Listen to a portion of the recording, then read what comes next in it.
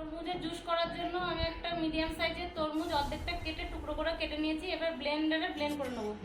তরমুজটা খুব ভালো করে ব্লেন্ড করে নিয়েছি। এবার একটা ছেঁকনির সাহায্যে আমি ছেঁকে নেবো। খুব ভালো করে তরমুজের রসটা ছেঁকে নিয়েছি। এর মধ্যে দিয়ে দেবো গোলমরিচের গুঁড়ো, তারপর সামান্য একটু বিট লবণ, ভালো করে মিক্স করে নেবো।